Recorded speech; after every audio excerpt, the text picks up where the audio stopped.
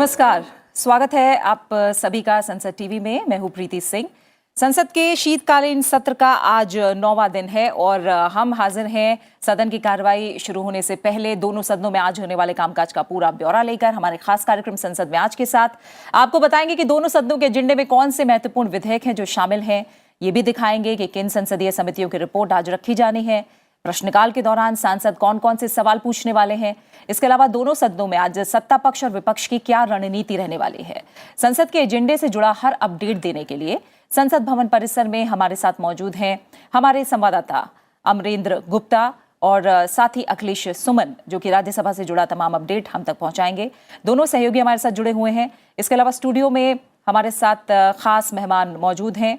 हमारे साथ जुड़ रहे हैं बीजेडी के राज्यसभा सांसद डॉक्टर अमर पटनायक, साथ ही वाईएसआरसीपी के लोकसभा सांसद रघुराम कृष्ण राजू। आप दोनों ही मेहमानों का बहुत बहुत स्वागत है। हमारे साथ जुड़ने के लिए आप दोनों का बहुत बहुत शुक्रिया। साथ ही वरिष्ठ पत्रकार अशोक टंडन भी हमारे साथ संसद में आज में जुड़ रहे हैं। आप सभी का एक बार फिर से स्वागत। संसद में आज के एजेंडे पर आगे बढ़ने से पहले आइए एक नजर डाल लेते हैं हेडलाइंस पर।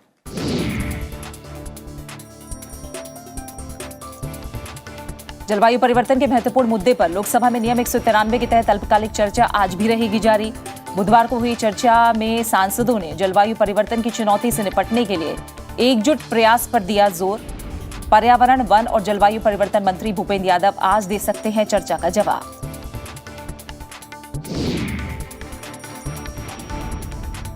अध्यादेश की जगह लेने वाले 2 विधेयक लोकसभा की कार्यसूची में शामिल। केंद्रीय सतर्कता आयोग संशोधन विधेयक 2021 और दिल्ली विशेष पुलिस स्थापना संशोधन विधेयक 2021 पर होगा विचार। ईडी और सीबीआई के निदेशकों के कार्यकाल विस्तार से संबंधित प्रावधान।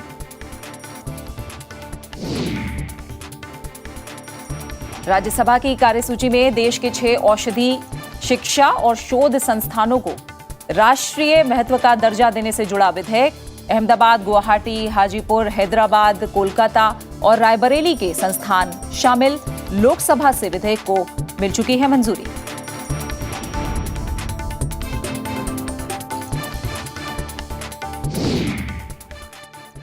हम राज्यसभा और लोकसभा के आज के एजेंडे पर विस्तार से नजर डालेंगे और अपने मेहमानों से भी उस पर चर्चा करेंगे, लेकिन एक नजर डाल लेते हैं रिकैप के जरिए कि कल दोनों सदनों में क्या कुछ हुआ। हाईकोर्ट और सुप्रीम कोर्ट जज वेतन और सेवा शर्त संशोधन बिल 2021 कल लोकसभा से पारित हो गया। साथ ही बांध सुरक्षा विधेयक 2021 पर राज्यसभा की ओर से किए गए संशोधनों को भी लोकसभा की मंजूरी मिल गई। वहीं जलवायु परिवर्तन पर नियम 193 के तहत अल्पकालिक चर्चा की कल शुरुआत हुई। राज्यसभा ने भी the assisted reproductive technology regulation bill 2021 और सरोगेसी विनियमन विधेयक 2020 को चर्चा के बाद पारित कर दिया। इसके अलावा दोनों सदनों में लोक लेखा समिति और रक्षा संबंधी स्थायी समिति के प्रतिवेदन भी पेश किए गए।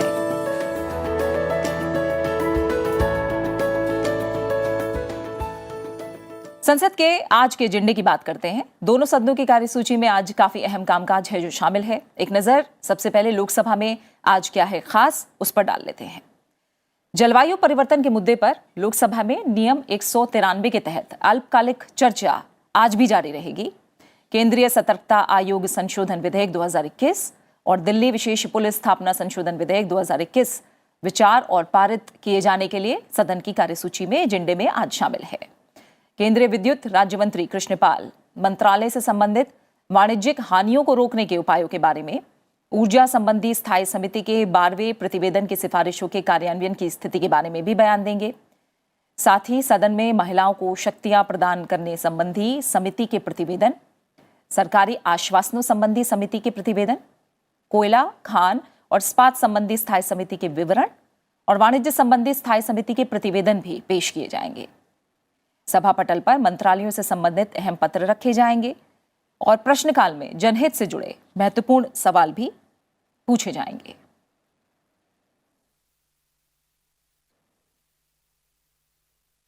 और आइए फिलहाल हम सीधा रुक करते हैं संसद भवन परिसर में। मेरे सहयोगी अमरेंद्र गुप्ता इस समय मौजूद हैं। अमरेंद्र, आज हम देख रहे हैं कि एजेंडा अगर हम देखें तो काफ़ी महत्वपूर्ण कामकाज आज लिस्टेड है। मैं चाहूंगी पहले आप तमाम जो अपडेट आप तक पहुंच रहे हैं आज की संभावनाओं को लेकर, उसके बारे में बताएं। देखिए प्रीति, आज बहुत इम्पॉर्टेंट दिन है। संसद के शीतकालीन सत्र का 9वां दिन है और कामकाज के लिहाज से एक खासा अच्छा माना जा सकता है। 2 अहम बिल आज लिस्टेड है जिसमें दोनों सीबीआई और ईडी के जो निदेशक हैं उनको 3 साल का एक्सटेंशन देने और पावर के साथ उनको आगे बढ़ाने पर चर्चा होगी और इस बिल को पारित कराने का भी प्रयास होगा। इसके अलावा अगर हम प्रश्नकाल की बात करें तो काफ़ी अहम सवाल आज विभिन्न मंत्रालयों से पूछे जाने हैं। माननीय सांसद काफ़ी अहम सवाल पूछेंगे आज की कार्यसूची में, जिसमें स्वच्छ भारत मिशन, जिस पे अभी राष्ट्रपति जी ने स्वच्छ भारत मिशन सर्वे पे अवार्ड भी दिया था, तो उससे एक जुड़ा अहम सवाल जगदम्बिका पाल जो डुमरियागंज के सांसद हैं वो सवाल करने वाले हैं। रीति पाठक एक अहम महिलाओं को शक्ति प्रदान करने वाले मुद्दे पर बात करेंगी। इसके अलावा कई सारे कमेटियों की बिल भी आज संसद में उस पर वक्तव्य देना है, मिनिस्टर रिप्लाई होना है। और जो कल जलवायु परिवर्तन पर नियम 193 के तहत चर्चा हुई थी, आज उस चर्चा को आगे बढ़ाने की भी बात की जाएगी। जी प्रीति। बिल्कुल, आप हमारे साथ बने रहिए अमरेंद्र। बाकी अपडेट भी लोकसभा की कार्रवाई को लेकर आपसे लेंगे। हमारे साथ लोकसभा के सांसद आर राजू, जो कि वाईएसआर कांग्रेस पार्टी से हैं, वो भी हमारे साथ बने हुए हैं। Mr. Raju, in the ongoing winter session, now we are witnessing healthy and fruitful discussions in Lok Sabha. If we talk about today's agenda, how important it is in your view? कितना अहम है आज का agenda Lok Sabha में? Yeah, today, of course, in addition to the discussion on the climate change, which the discussion started yesterday, it would continue today. And the main thing, there are 2 bills for which on November 14th, the Honorable President of India has given an ordinance as there was no session at the time. So that is the extension of the period of Director CBI under the Delhi Police Special Establishment Act, as well as under the CVC Act, the extension of Enforcement ED, Director of Enforcement tenure from 2 years to 5 years. See, basically, it is the same committee which decides the appointment of the new person. It is the same committee which has to decide on giving an extension year by year. So I don't think, since it is the same committee which has got the discretion to decide whether to give the extension or not, so it should not make a big difference at all. But today I have seen in the, so many parties have raised objections for promulgation of that ordinance. So we will have to see. There would be definitely discussion, but I don't foresee any problem in. It should be a smooth approval of the bills.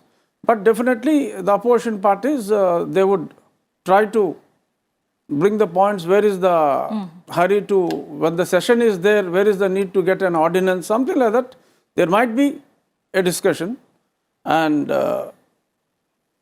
most likely today.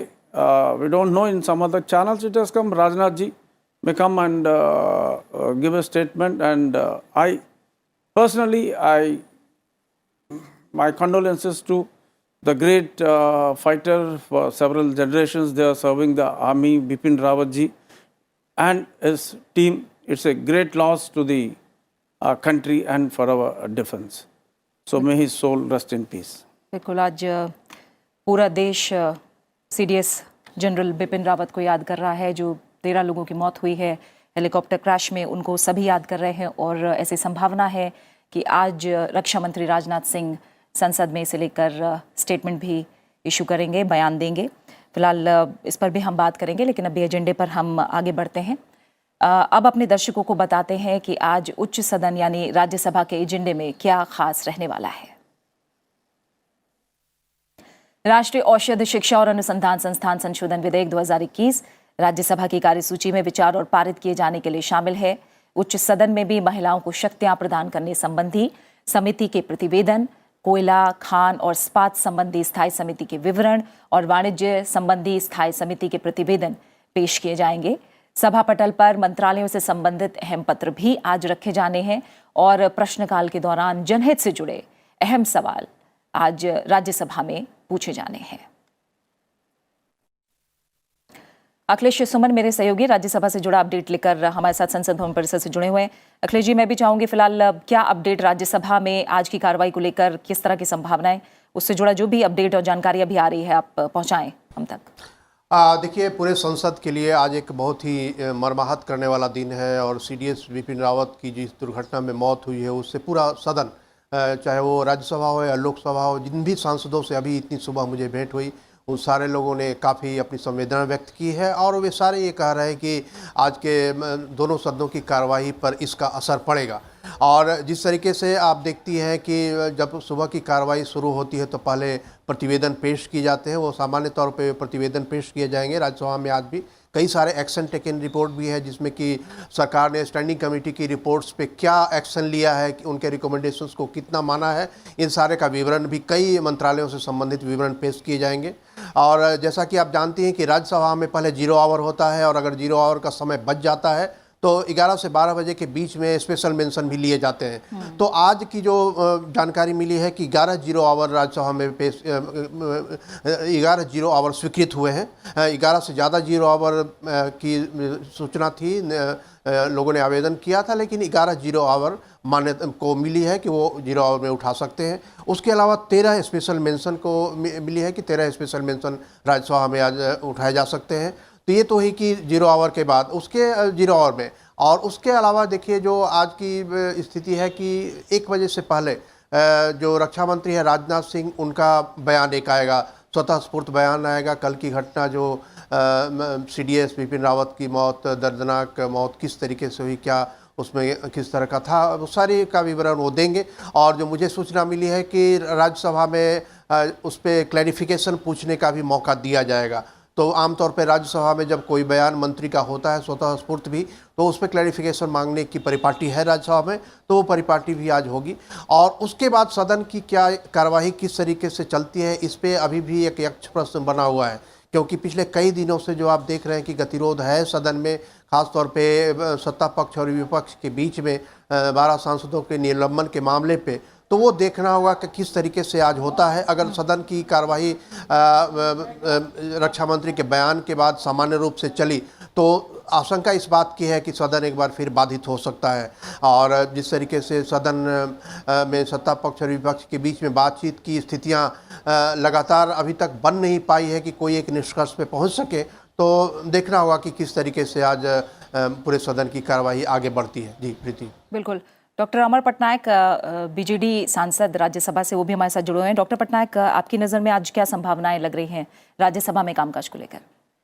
पहला चीज़ तो है, मुझे लग रहा है कि सब सांसद जो हैं वो जो हमारा पहला सीडीएस थे बिपिन रावत, तो उनका देहांत जो हुआ है वेरी अनटाइमली, और उनका जो हमारे आर्मी के जितने हैं उनके ऊपर खेद प्रकाश किया जाएगा। Silence I think may be maintained. So ये पहला चीज़ होगा। एंड दूसरा, जो कल जो जितना दिन 5-6 दिन से ये चल रहा है 12 मेंबर्स का जो सस्पेंशन है, so I think they will the view of the opposition and the ruling party, whether they have reached any consensus. हमारे जो चेयरमैन साहब थे वो बोले थे कि ये रूलिंग पार्टी और ऑपोजिशन के बीच में ही मामला को सुलझाना पड़ेगा, वो चेयरमैन का डिसीजन नहीं था। तो वो कितना दूर पहुंचा है वो पता लगेगा। ठीक है। अशोक टंडन, वरिष्ठ पत्रकार, वो भी हमारे साथ जुड़े हैं। अशोक जी, जिस तरह से दुर्भाग्यपूर्ण घटना कल हुई है और पूरी संभावना है कि जो इसका असर है वो आज संसद में कार्यवाही में भी हमें देखने को मिले, मैं आपसे समझना चाहूंगी कि इस तरह की घटनाओं को लेकर फिलहाल परंपरा क्या रही है और आज संसद में कामकाज को लेकर किस तरह की संभावनाएं आपकी नजर में? देखिए, बहुत ही अत्यंत दुखद कल जो दुर्घटना हुई वो अप्रत्याशित है, क्योंकि पहले हमारे जो chief of defence staff general BP Rawat का उसमें निधन हुआ है, और भी सेना के और वायुसेना के काफ़ी वरिष्ठ अधिकारी को भी देश ने खोया है। तो मैं समझता हूं कि जब रक्षा मंत्री माननीय राजनाथ सिंह जी का जब बयान होगा सदन में, दोनों सदनों में होगा, तो उसके बाद स्वाभाविक है कि जैसे हमारे मित्र कह रहे थे कि राज्यसभा में एक परिपाटी है कि किसी भी बयान पर सदस्यों को स्पष्टीकरण मांगने का एक अवसर दिया जाता है। मुझे लगता है कि आज वो अवसर श्रद्धांजलि में परिवर्तित होगा।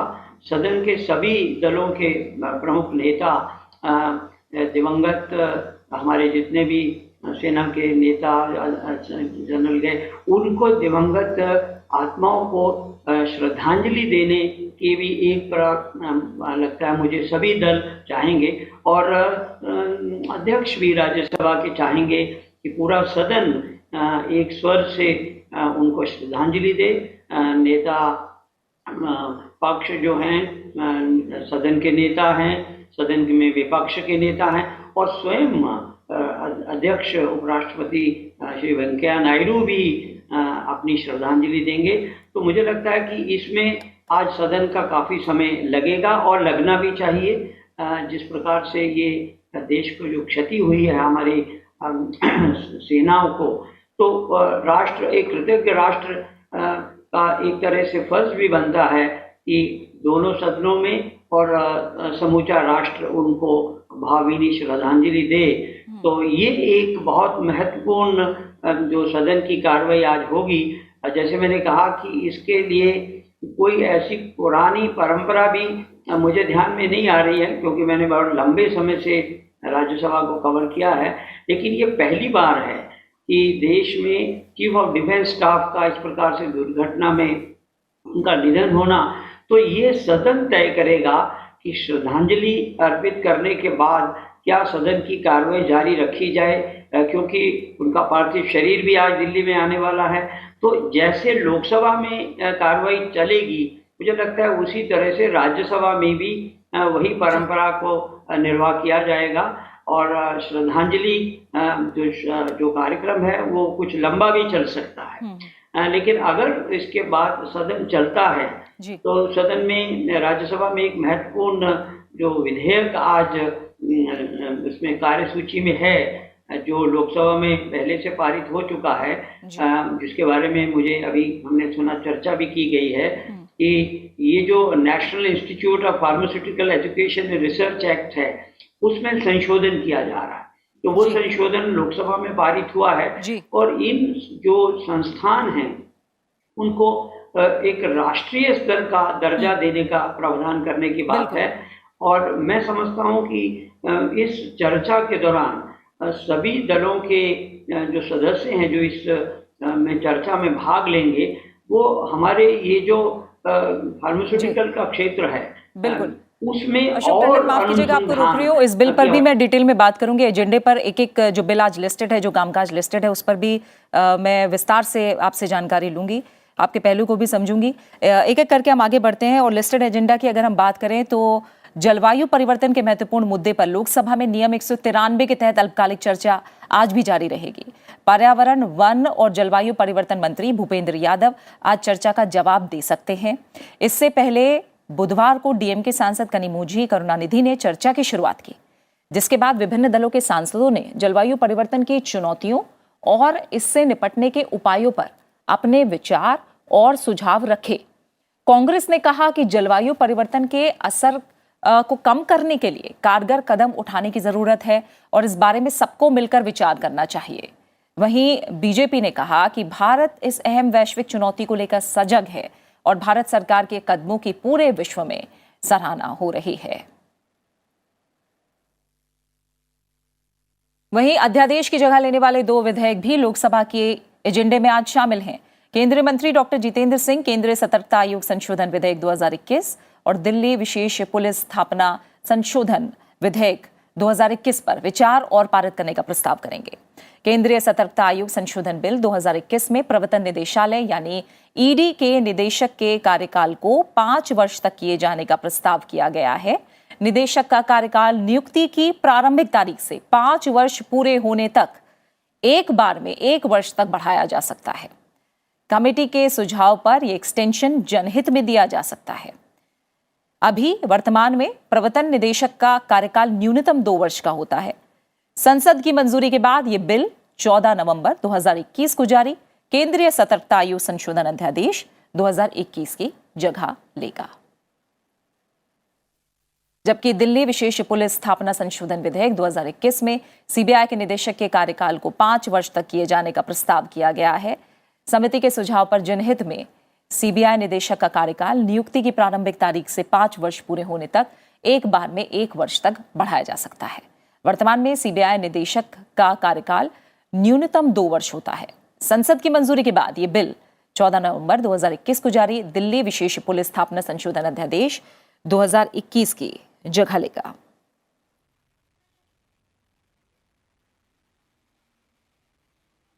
सीधा अमरिंदर गुप्ता का रुख करेंगे, संसद भवन परिसर में हमारे साथ जुड़े हुए हैं। अमरिंदर, अब अगर हम एक एक करके लोकसभा के एजेंडे पर विस्तार से बात करें तो जलवायु परिवर्तन के मुद्दे पर अल्पकालिक चर्चा की शुरुआत कल लोकसभा में हुई और हमने देखा किस तरह से अलग अलग सांसदों ने जो अपने कंसर्न्स थे, जो सुझाव थे, जो चिंताएं थी, इसे लेकर सामने रखी। अब आज भी ये चर्चा जारी रह सकती है, कितनी महत्वपूर्ण?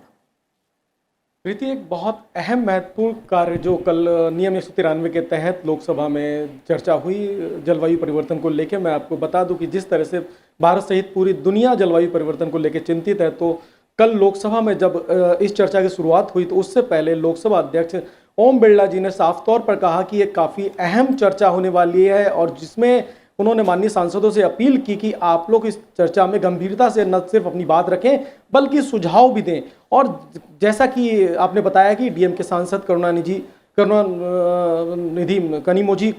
ने इस चर्चा की शुरुआत करते हुए जलवायु परिवर्तन के कई सारे कारणों की व्याख्या की। उन्होंने जो चर्चा की उसमें यह कहा कि आज पूरा देश जो है जलवायु परिवर्तन के कारकों की वजह से काफ़ी जूझ रहा है और तमिलनाडु और अपने संसदीय क्षेत्र में जो बाढ़ के हालात है उस पर चर्चा करते उन्होंने कहा कि ये भी प्रभाव जो है जलवायु परिवर्तन का है, इस पर सरकार को कोई ठोस कार्यक्रम निर्धारित करना चाहिए और संसद में इस बात को रखना चाहिए। इसके बाद अगर बात करें कांग्रेस की तो अधीर रंजन चौधरी खड़े हुए। अधीर रंजन चौधरी ने जलवायु परिवर्तन पर काफी सारा उदाहरण दिया।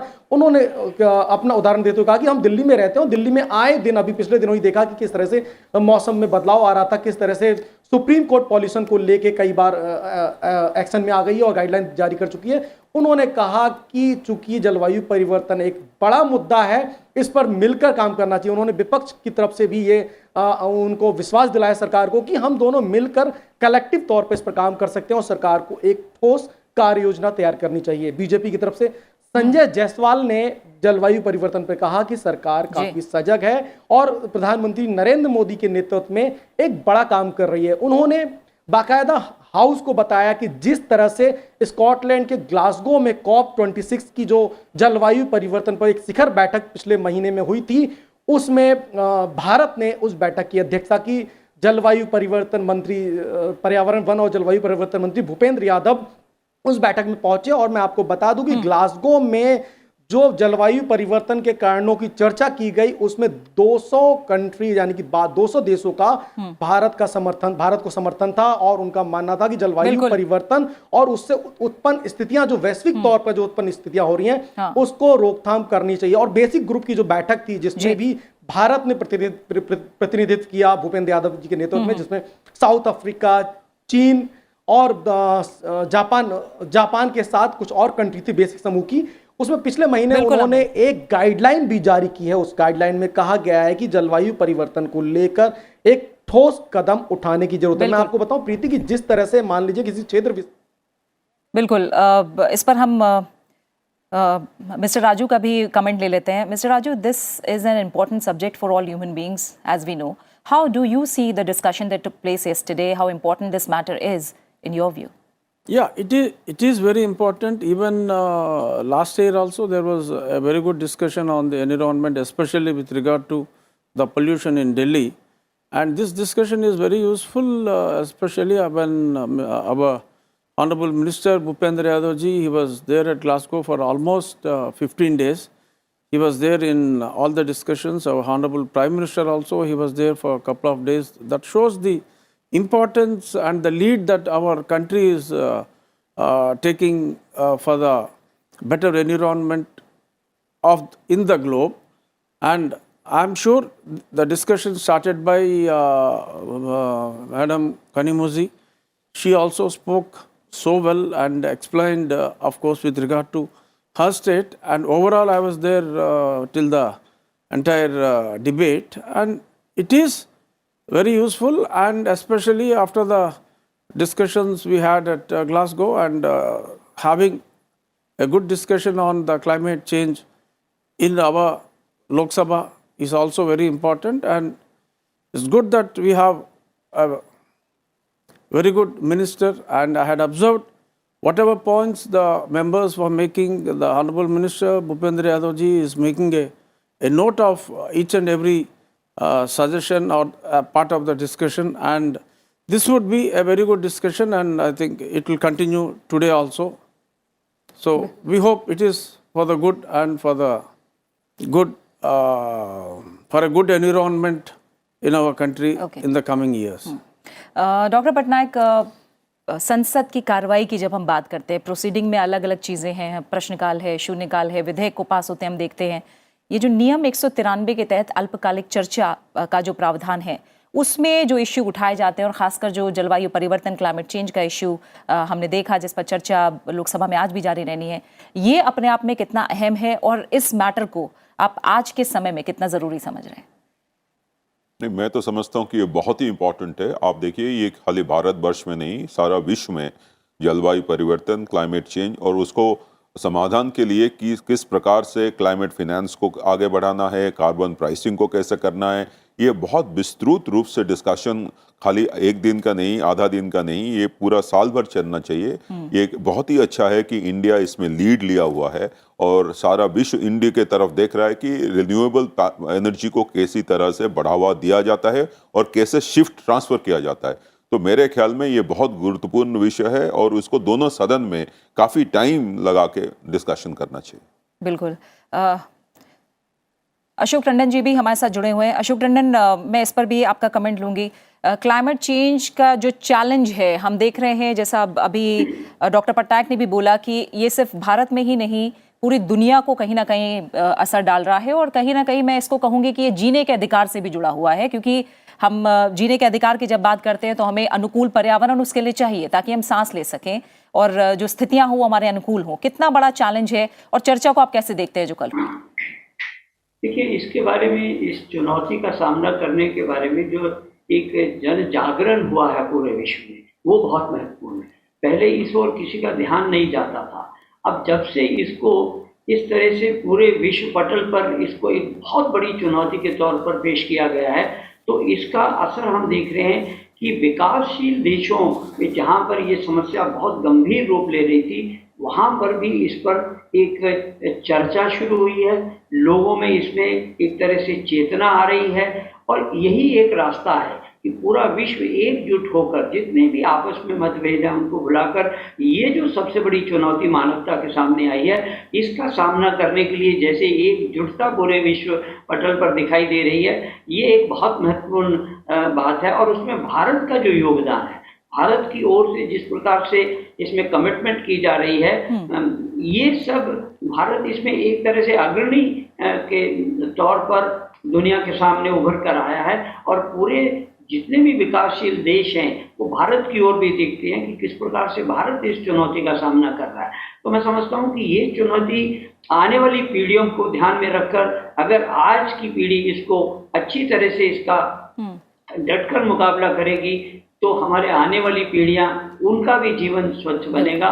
तो ये चुनौती, गंभीरतापूर्ण चुनौती को विश्व ने स्वीकार कर लिया है, ये बहुत महत्वपूर्ण बात है। और यही चीजें निकल कर आ रही हैं, जितने भी जलवायु परिवर्तन पर अंतर्राष्ट्रीय स्तर पर जो प्रयास हैं, संयुक्त राष्ट्र संघ की ओर से जो प्रयास हैं, उसमें भारत की अहम भूमिका उभर कर आई है। और ये अभी हाल ही में जो कुछ भी हमारे सामने आया, उसमें भारत का बहुत महत्वपूर्ण योगदान रहा है और आगे भी रहने वाला है। बिल्कुल। Mr. Raju, as you also said, the big issues like climate change directly impact life of every human being. Don't you think that all MPs taking part in the discussion should also highlight their contribution and the work done on this aspect in their respective constituencies? Yes, I do totally agree with you. In fact, but we will have to see, everyone would like to express their views as far as the issues of their constituency, but we have the time constraints. But as our friend Patnaik ji had suggested, it needs a lot of time on such an important discussion, and whoever is interested, if chance is given to all the MPs, whoever is very much concerned, everyone may not be the environment lover, but there would be many who love the environment and who wanted equal right to live. Not only we human beings, animals, we are all birds. It's all one universe, as is rightly said. So, if the discussion can prolong for a little more hours or few more days, definitely it would be really very good, because now the system is depending on the party priorities. The party has to nominate one or two, and very few people they get the chance. But on such an important subject, if they can consider many people's views to express, as you said, about their constituency issues, how they are going to, what were the problems, environmental problems in their constituency, and how they are planning to combat those problems. It would be, your suggestion is very good, and let us see whether they would extend the discussion as our friend Mr. Patnaik ji had suggested. Doctor Patnaik, जैसे आपने जाहिर तौर पर यह बात कही भी कि इस तरह के मुद्दे इतने ज़रूरी हैं कि उन पर कहीं ना कहीं साल भर चर्चा होनी चाहिए, और जैसा मैंने ये जानना चाहा कि क्या आपको लगता है कि चर्चा के दौरान एमपीज अपने अपने संसदीय क्षेत्र में क्या काम कर रहे हैं, या क्या अच्छी कोशिशें हैं जो वहाँ हो रही हैं ताकि इसको लेकर जागरूकता भी बढ़े, क्योंकि हम जानते हैं इसमें हर व्यक्ति की उतनी ही अहम भूमिका है जितनी सरकार की या फिर विपक्ष की। तो आप मानते हैं कि इस तरह के कदमों का भी जिक्र होना चाहिए? हाँ, आप सही कह रही है। एक्चुअली क्लाइमेट चेंज, जो जलवायु परिवर्तन का जो एक्शन प्लान है, उसमें कम्युनिटी पार्टिसिपेशन सबसे अहम मुद्दा है, उसी को ही करना है। क्योंकि कुछ लोग मिलके क्या पॉलिसी लेवल पे चेंज आप कर सकते हैं, लेकिन जो करना है, जो प्रैक्टिसेस चेंज करना है, वो हम सबको करना है। तो कम्युनिटी पार्टिसिपेशन हर कॉन्स्टिट्यूएंसी में, हर जगह पे, हर ग्राम पंचायत में, हर विलेज में करना है। तो इसके लिए तो हम सबों का भूमिका बहुत इम्पोर्टेंट है, और हम लोग को सबको इसी में काम करना चाहिए कि कम्युनिटी लेवल पे ये प्रैक्टिसेस कैसे कर सकते हैं जिसमें जलवायु परिवर्तन का it will favour proper climate change अनुरूप हो सकता है, और लोग जो हैं उसको सीरियसली इम्प्लीमेंट करेंगे, जिसको हम बोलते हैं लोकलाइजेशन ऑफ द प्रैक्टिसेस। ठीक है, अब मैं एक बार फिर अमरेंद्र गुप्ता के पास चलूंगी। अब आगे जो लिस्टेड कामकाज है अमरेंद्र, उसको देखें तो लोकसभा में आज हम देख रहे हैं सीबीआई और ईडी के कार्यकाल के निदेशक से जुड़ा जो कार्यकाल बढ़ाने को लेकर जो बिल है, उसे लेकर किस तरह के आसार नजर आ रहे हैं फिलहाल? प्रीति, ये काफ़ी अहम बिल माना जा सकता है। अभी बीते 3 दिसंबर को ये लोकसभा में पेश किया गया था, और आज इस पर चर्चा होनी है और इसे पारित कराने का प्रयास किया जाएगा। इन दोनों बिलों में सीबीआई और ईडी के जो निदेशक हैं उनके कार्यकाल को एक्सटेंशन करने की बात की गई है। इसमें एक कमेटी बनाने का भी प्रावधान किया गया है, जिसमें सीबीआई के निदेशक की कमेटी में प्राइम मिनिस्टर खुद उसके चेयरपर्सन होंगे, और ईडी की कमेटी में उसके जो आयुक्त होते हैं वो उसके चेयरपर्सन होंगे, और उसमें उस कमेटी के बाद उनको जो टोटल कार्यकाल है उसमें 5 साल का करने का प्रावधान किया गया। 2 साल का कार्यकाल है और 3 साल का उसको एक्सटेंशन देने की बात की गई। तो एक खासा अहम बिल माना जा सकता है जिस पर आज चर्चा होनी है, और इस पर सरकार का ये प्रयास रहेगा कि इस बिल को सदन से पारित करा लिया जाए।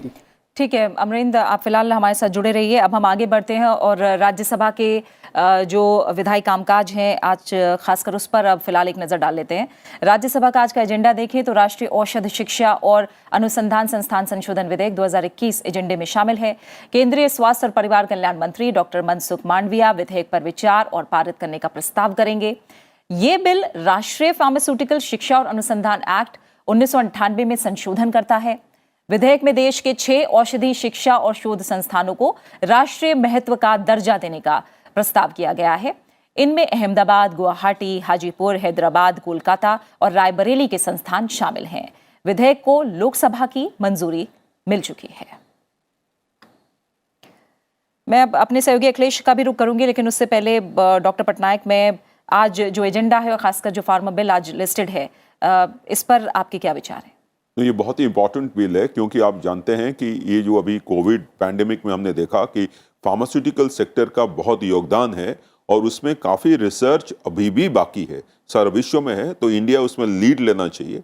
तो ये जो अभी 6 संस्थान को इंस्टीट्यूट ऑफ एमिनेंस का टैग देने का प्रस्ताव है, मेरे ख्याल में ये बहुत ही अच्छा प्रस्ताव है। इससे इसको बढ़ावा मिलेगा, और आप उसमें देखेंगे कि जो सेक्टर्स जिसमें उनका जो एरिया है, जिसमें डिग्री देते थे, जिसमें रिसर्च करते थे, उसको भी बढ़ा दिया गया है, प्रपोजल है। तो मुझे लगता है कि ये बहुत ही अच्छा प्रस्ताव है, इसको जल्दी पास करना चाहिए और इसको इम्प्लीमेंट करने से देश में, जैसे कि हम बोलते हैं कि India is the pharmaceutical capital of the world, तो इसको और बढ़ावा मिलेगा, आत्मनिर्भरता के ऊपर भी ये इसका प्रभाव पड़ेगा। India will become supplier of many medicine and PPE kits, APIs. तो मुझे लगता है कि ये बहुत ही इम्पोर्टेंट है। ये बिल लगता है कि ऐसा ही है, लेकिन मुझे लगता है कि इसका इम्पैक्ट सारा इंडिया में फार्मास्यूटिकल सेक्टर में उसको बहुत बढ़ावा देगा, रिसर्च एंड डेवलपमेंट को बहुत बढ़ावा देगा और इसका कंट्रीब्यूशन ग्लोब में रहेगा। Mr. Raju, what is your view if we look at today's agenda? Pharma bill is there listed in today's proceeding in Rajya Sabha. Don't you think that decent amount of discussion is also required so that we get a good form of this important bill? Yeah, in fact, in Lok Sabha, we had already passed that bill day before yesterday.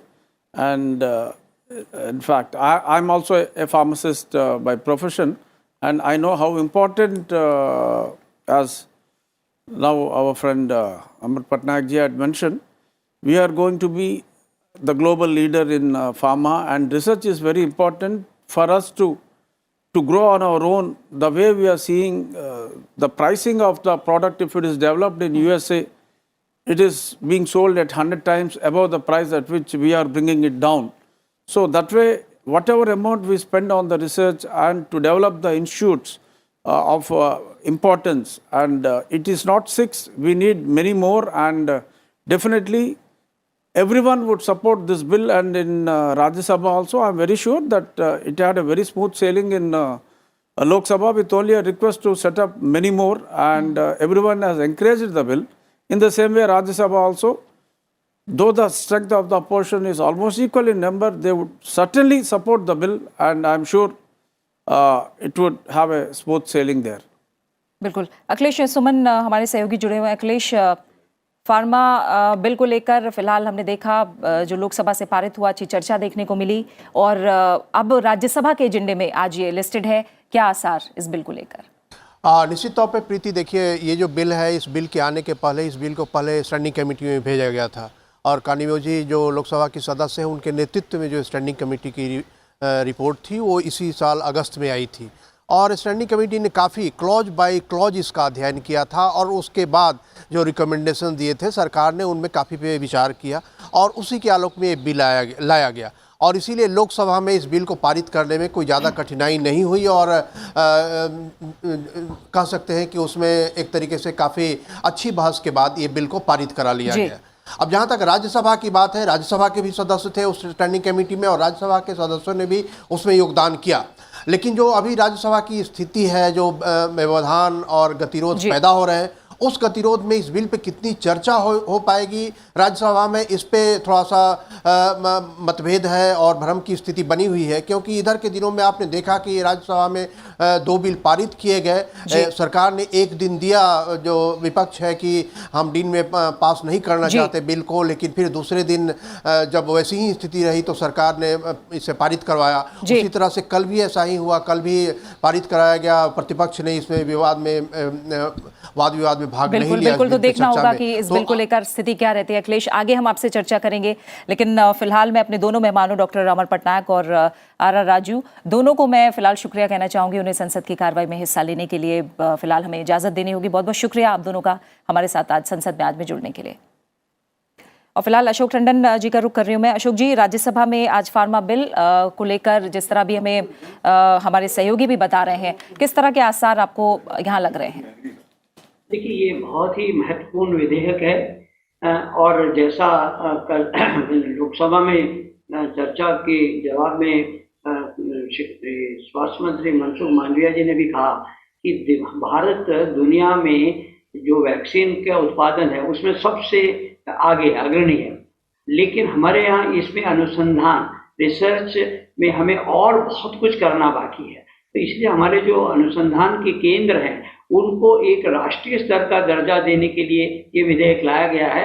तो इसमें कोई दो राय नहीं है कि विपक्ष भी इसमें चर्चा में भाग लेना चाहेगा, क्योंकि इसमें चर्चा के दौरान ही जो इस समय देश में वर्तमान में कोरोना की स्थिति है उस पर भी चर्चा होगी, और जो नया वेरिएंट आया है ओमिक्रॉन, उस पर भी चर्चा का अवसर सदस्यों को मिलेगा, और सरकार को भी जो इस ओर कड़े कदम उठाए जा रहे हैं उस पर भी सदन को विश्वास में लेकर मंत्री जो हैं वो चर्चा का जिस प्रकार से बहस का उत्तर देंगे, तो मैं समझता हूं कि इस बिल के माध्यम से, इस बिल पर चर्चा के माध्यम से सदन पूरी तरह से वर्तमान में जो कोरोना की स्थिति है, जो उपाय किए जा रहे हैं केंद्र सरकार द्वारा, राज्य सरकारों द्वारा, या दुनिया भर में इस नए वेरिएंट को निपटने के लिए जो कारगर उपाय हो, उन पर भी एक बहुत सार्थक चर्चा का अवसर होगा। तो मुझे लगता है विपक्ष भी नहीं चाहेगा कि इस अवसर को वो गंवाए और वो इस चर्चा में भाग लेंगे,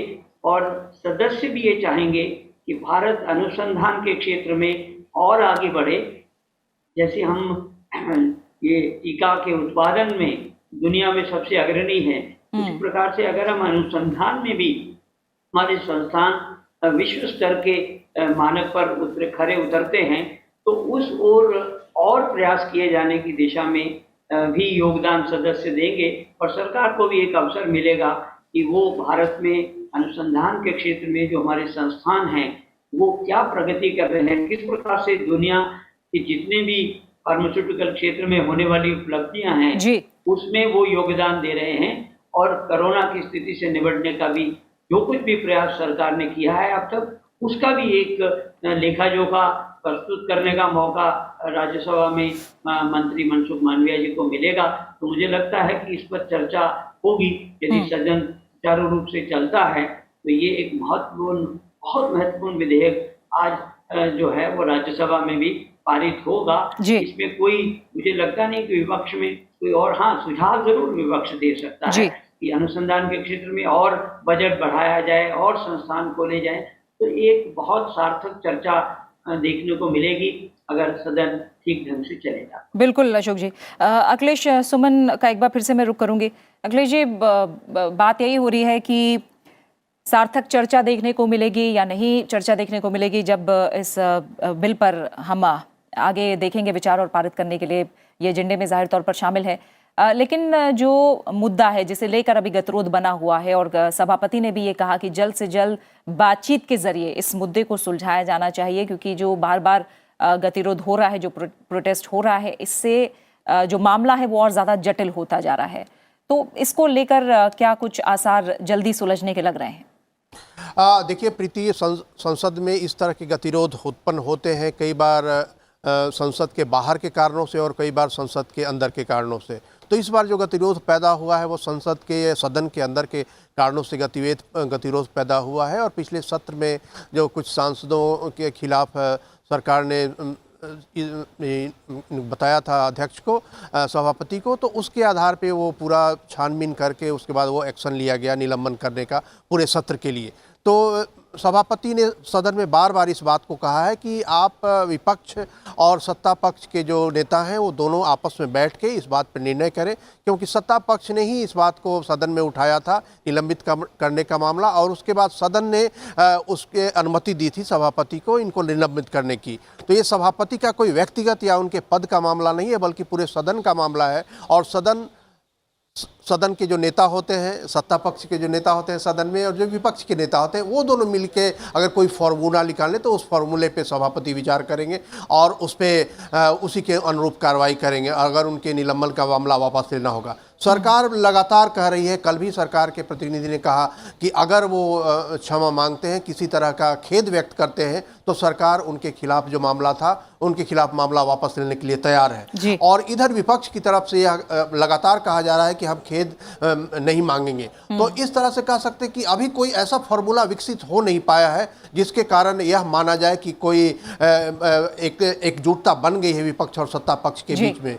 तो आज भी गतिरोध की स्थिति बनी रहेगी। बस उसमें बात ये है कि एक ऐसी दुर्घटना हो गई है पूरे देश में, सीडीएस की मृत्यु हो गई, इसके कारण जरूर सदन काफी द्रवित रहेगा, चाहे वो सत्ता पक्ष के सदस्य हों या विपक्ष के सदस्य हों, काफी वो बहुत ही ऐसी व्यथित स्थिति में रहेंगे। तो इसके आलोक में देखना होगा कि नई परिस्थिति सदन में क्या बनती है, क्योंकि सदन हमेशा सार्वभौम होती है। कई बार जो हम बाहर कुछ सूचनाएं आती हैं और कई बार सदन पे जो घटित होता है अचानक निर्णय सत्ता पक्ष और विपक्ष ले लेते हैं, उसके कारण स्थितियां बदल जाती हैं।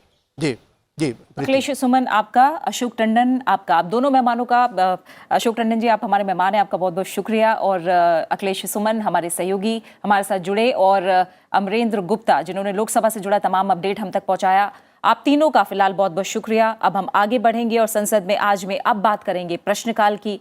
लोकसभा में आज प्रश्नकाल के दौरान देखें तो नागर विमानन, आवासन और शहरी कार्य, जल शक्ति, सूक्ष्म लघु और मध्यम उद्यम, अल्पसंख्यक कार्य, नवीन और नवीकरणीय ऊर्जा, विद्युत और सड़क परिवहन और राजमार्ग मंत्रालय से जुड़े प्रश्न पूछे जाएंगे। सांसद डॉक्टर हिना विजय कुमार गावित जल शक्ति मंत्रालय से नदियों को परस्पर जोड़ने से जुड़ा प्रश्न पूछेंगी।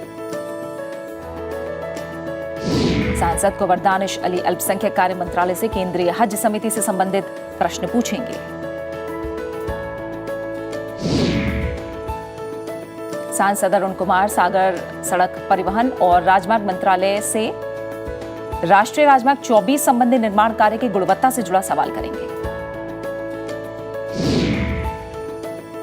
सांसद बाला शोवरी वल्लभा नेनी सूक्ष्म लघु और मध्यम उद्यम मंत्रालय से सकल घरेलू उत्पाद में सूक्ष्म लघु और मध्यम उद्यमों के योगदान से जुड़ा प्रश्न पूछेंगे।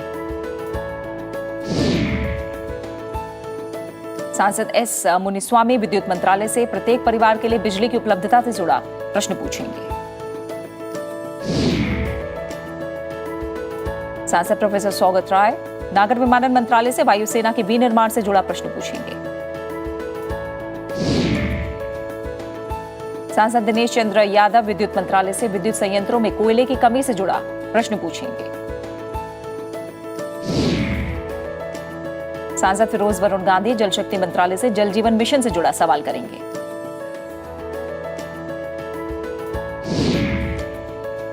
सांसद राजेश नारायण भाई चुड़ासमा सूक्ष्म लघु और मध्यम उद्यम मंत्रालय से सूक्ष्म लघु और मध्यम उद्यमों को बढ़ावा देने को लेकर सवाल करेंगे।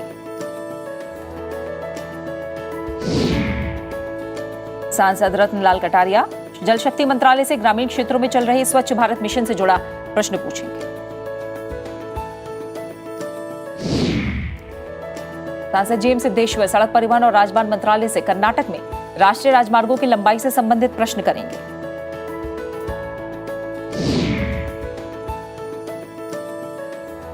सांसद सु थिरुनवुकरासन विद्युत मंत्रालय से बीते साल में विद्युत वितरण कंपनियों को हुई हानि से जुड़ा प्रश्न पूछेंगे। सांसद जगदम्बिका पाल आवासन और शहरी कार्य मंत्रालय से स्वच्छ भारत मिशन के कार्यों से जुड़ा प्रश्न पूछेंगे।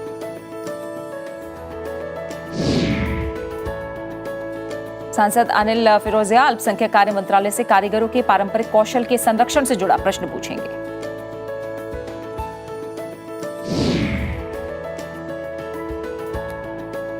सांसद सुनील कुमार सिंह विद्युत मंत्रालय से जल विद्युत परियोजनाओं से जुड़ा सवाल करेंगे।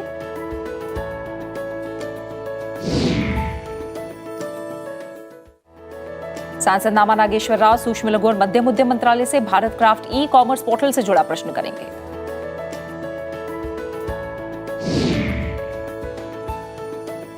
सांसद गुड्डेती माधवी नवीन और नवीकरणीय ऊर्जा मंत्रालय से हरित ऊर्जा को बढ़ावा देने वाले कदमों से जुड़ा प्रश्न पूछेंगे। सांसद पिनाकी मिश्रा नवीन और नवीकरणीय ऊर्जा मंत्रालय से महासागरीय ऊर्जा से जुड़ा प्रश्न करेंगे। सांसद मनोज तिवारी जल शक्ति मंत्रालय से यमुना के जल में अमोनिया की अत्यधिक मात्रा से जुड़ा सवाल पूछेंगे। सांसद अजय कुमार मंडल विद्युत मंत्रालय से वर्तमान में चल रही विद्युत परियोजनाओं से जुड़ा सवाल करेंगे।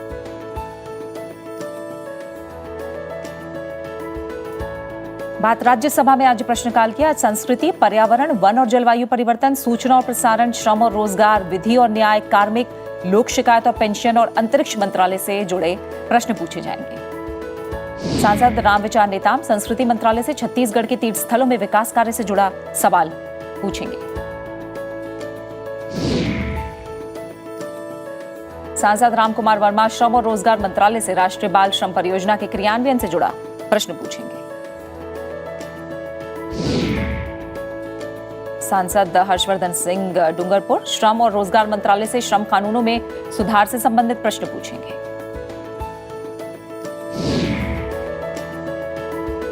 सांसद टीजी वेंकटेश विधि और न्याय मंत्रालय से राष्ट्रीय न्यायिक अवसंरचना प्राधिकरण की स्थापना किए जाने से संबंधित प्रश्न पूछेंगे।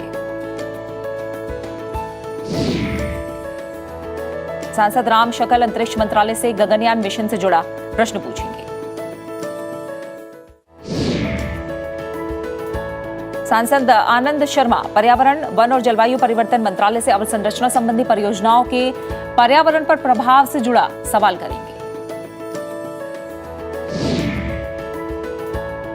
सांसद लेफ्टिनेंट जनरल डॉक्टर डीपी वत्स रिटायर पर्यावरण, वन और जलवायु परिवर्तन मंत्रालय से वायु गुणवत्ता में सुधार करने के लिए राष्ट्रीय कार्यबल से संबंधित प्रश्न पूछेंगे। सांसद सुजीत कुमार संस्कृति मंत्रालय से विभिन्न जनजातीय समुदायों की कला, संस्कृति और धरोहर को बढ़ावा दिए जाने से संबंधित प्रश्न पूछेंगे। सांसद KRN राजेश कुमार सूचना और प्रसारण मंत्रालय से निजी चैनलों और सोशल मीडिया पर समाचारों की विनियमन से जुड़ा सवाल करेंगे। सांसद नीरज शेखर श्रम और रोजगार मंत्रालय से रोजगार सृजन से जुड़ा सवाल करेंगे।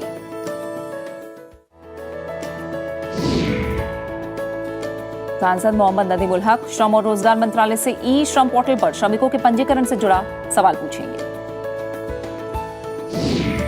सांसद प्रभाकर रेड्डी वेमिरेड्डी श्रम और रोजगार मंत्रालय से देश में गिग यानी कि GIG श्रमिकों के लिए योजना से जुड़ा प्रश्न करेंगे।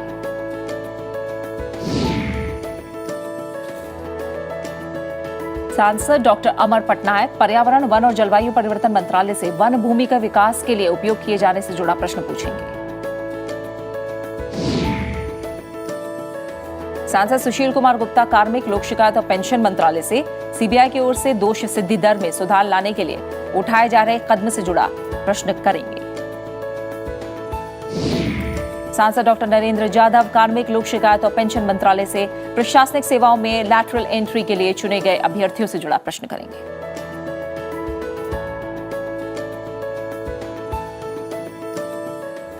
संसद के शीतकालीन सत्र के दौरान लोकसभा और राज्यसभा की कार्यवाही के सुचारू प्रसारण के लिए संसद टीवी ने खास इंतजाम किए हैं।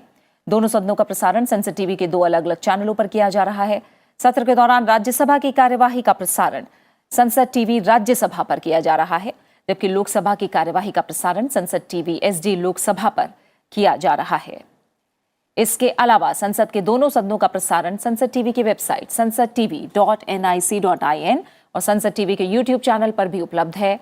आप संसद टीवी के इन प्लेटफॉर्म पर संसद की कार्यवाही का सीधा प्रसारण देख सकते हैं।